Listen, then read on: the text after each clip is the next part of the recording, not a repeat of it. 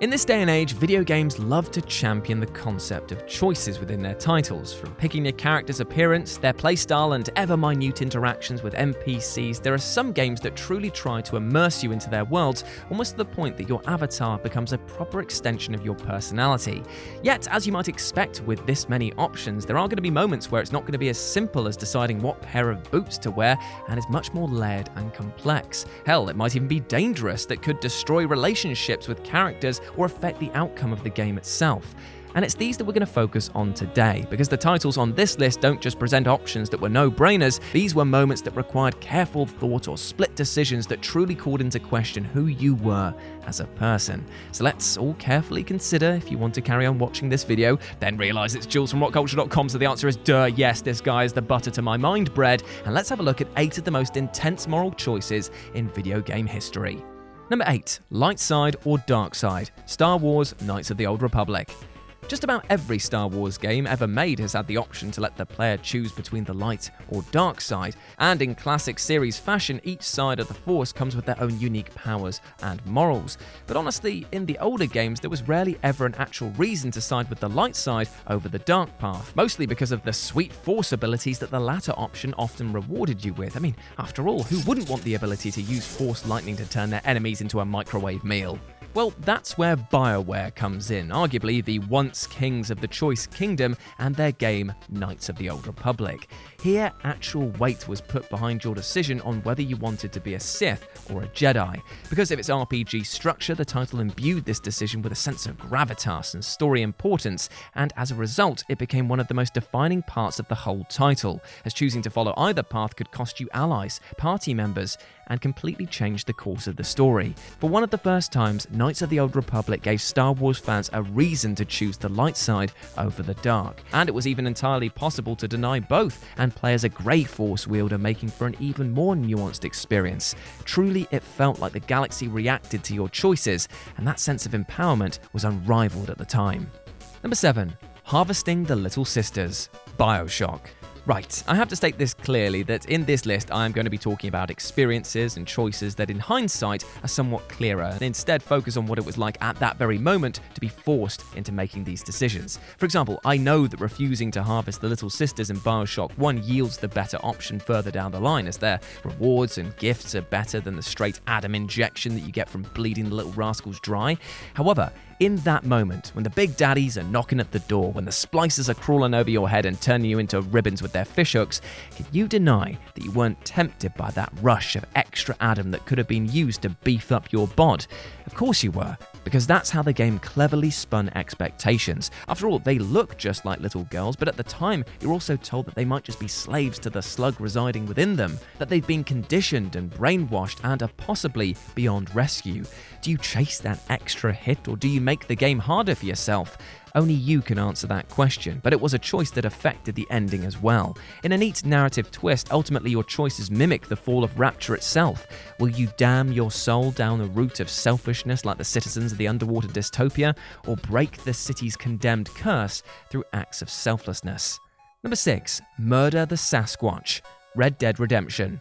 Honestly, this moment in the original Red Dead Redemption utterly broke me. After the fun of slinging guns and whiskeys in equal measure in the permanent heat of the desert, I was ready for another round of the silliness with the Undead Nightmare DLC, but what I got at the end was a horrible choice of whether or not to kill or spare a Sasquatch. Now, at first, it seems like a regular Red Dead mission. Hunt down the wild animal that's been murdering and stealing babies from nearby villages, return home to collect your reward, and that's it, job's a good 'un.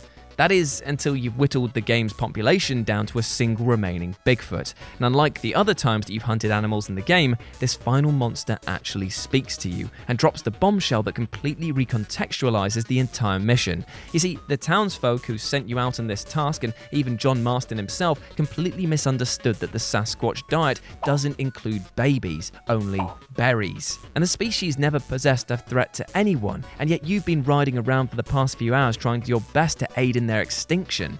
And it's here the lone Sasquatch gives you a final decision: put him out of his misery, or let him live to roam the remainder of his days in solitary as the last of his kind.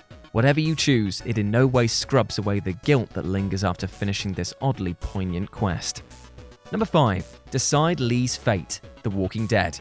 Telltale's The Walking Dead games are essentially entirely based around the concept of forcing the player to make impossible decisions under immense amounts of stress. Everything from branching pathways that can decide the fate of beloved characters, or even small things such as the message "Clementine will remember that" popping up after seemingly innocuous exchanges will have you second-guessing every action you take. And that phrase, "Clementine will remember that," is something that is shared with the player to the utmost degree when it comes to deciding the fate of Lee come the close of Season 1. Throughout this experience, we have seen Lee become a surrogate father to Clementine as he guides, protects, and educates her on this new life of extreme survival. And yet, after a bite from a walker, this relationship is turned upside down, as now, with the player controlling Clem, we have to choose between shooting Lee before he turns or leaving him.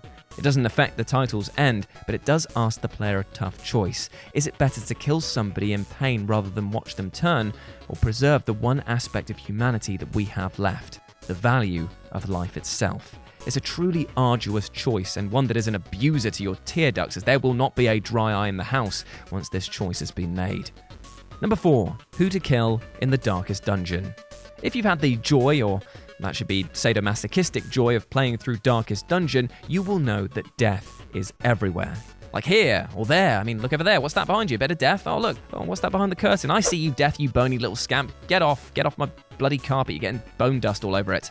Anyway, death is a constant threat in Darkest Dungeon, and with the added terror of permadeath for any of your party members, it means that even short and seemingly simple treks through dungeons can end in absolute disaster.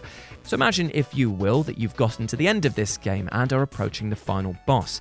Somehow you've managed to keep your party together long enough for them to level up into an actual fighting force, and you're proud of how they've survived. You're amazed at what they've overcome, and then the final boss hits you with this quandary.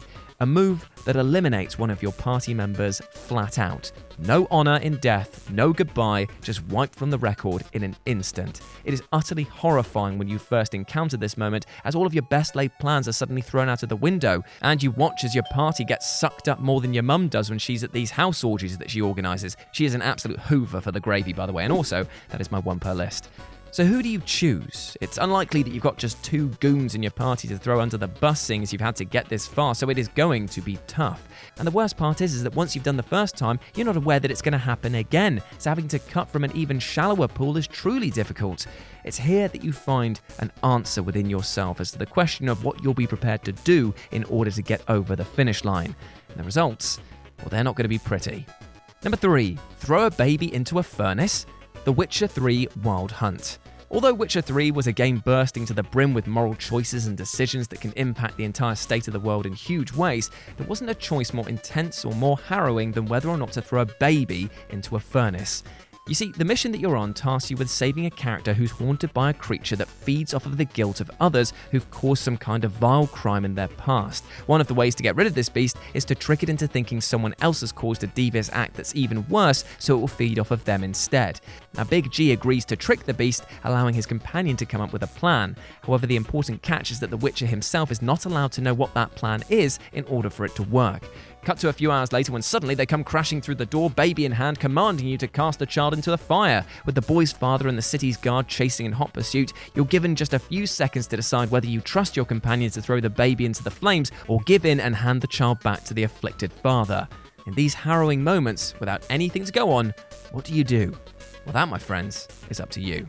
Number 2, restarting the whole game, NIER Automata.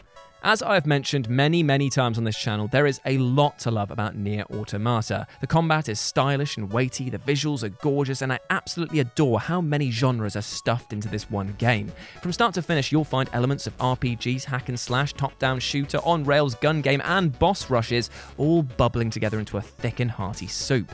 And holding it all together is a sublime narrative that calls into question what it is to be human and about the concepts of how community can overcome struggle. And to that effect, it makes the ending choice of the game truly one worth agonizing over. In one of the many endings to the game, the player will be thrown into a top-down bullet hell shooter where you're tasked with destroying the actual names of the game's creators as they spill down during what appears to be a credit sequence. As the action ramps up and up, it might seem impossible to overcome. That is until other players' avatars arrive to help you destroy this pesky text. As you complete this section, you're given a choice. Do you too want to offer your strength to others to help them reach the end? Well, if so, you're going to need to delete your entire game and start over. I mean, what do? Help others or act out of selfishness to potentially platinum the game in a quicker time? It's a toughie. And number 1, how do you end an entire game? Mass Effect 3. As much as everyone claimed to dislike the outcome of Mass Effect 3, there is no denying that upon the first playthrough, the final gameplay decision was one of the toughest choices that you've ever had to make in any title ever. Now remove yourself from what happens after and just remember what it was like to stand there in front of that dopey little light kid as they offer you one of 3 choices. It is easily one of the toughest decisions ever made. This is hundreds of hours of playtime, all boiling itself down to the end game, and it's a terrifying prospect to hold the weight of an entire galaxy in your hands. Do you follow the selfish pursuit and take power, or spread it in a benevolent fashion across the alien races? Well, this moment forced you to reflect over your entire experience with the whole franchise in order to come up with a decision that would ultimately conclude and finish off your own personal tale. This was your Shepard, and this was your decision to make. And there we go, those were 8 of the most intense moral choices in video game history. I hope that you enjoyed that, my friends, and let me know what you thought about it down in the comments section below. If you want to give me a follow, you can do so at RetroJ with a 0 over on Twitter. As always, you have been awesome. Never forget that, and I'll speak to you soon. Bye.